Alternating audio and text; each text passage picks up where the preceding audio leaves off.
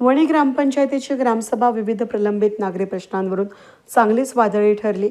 अनियमित आणि गढूळ पाणी पुरवठा, घरगुती गॅसचा प्रश्न, दामोदर नगर या ठिकाणचे वाईन शॉपचे परवानगी विना स्थलांतर, त्याचबरोबर विकास कामांच्या वृत्तांकनावरून नागरिकांनी प्रशासनाला धारेवर धरलं. गढूळ पाण्यामुळे महिलांनी आक्रमक भूमिका घेतली.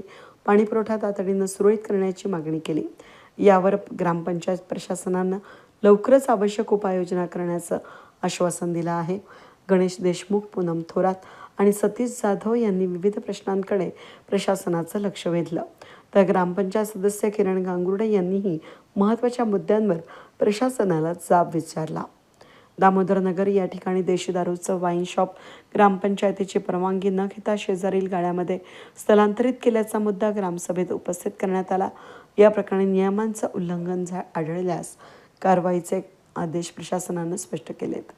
घरगुती गॅस वितरणातील अडचणींबाबत नागरिकांनी इंडियन गॅस एजन्सी विरोधामध्ये तक्रारी मांडल्यात.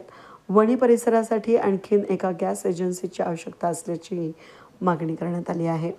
त्याचबरोबर काही विकास कामांच्या वृत्तांकनामध्ये ठराविक ठेकेदारांना लक्ष करून काहींच्या कामांकडे दुर्लक्ष केलं जात असल्याचा आरोप करण्यात आला आहे.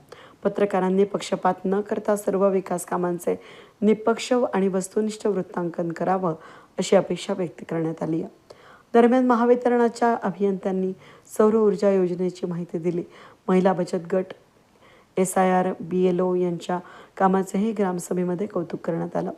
नागरिकांनी मांडलेल्या प्रश्नांवर केवळ आश्वासनं न देता वेळेत ठोस कार्यवाही करावी अशी अपेक्षा ग्रामसभेमध्ये व्यक्त करण्यात आली.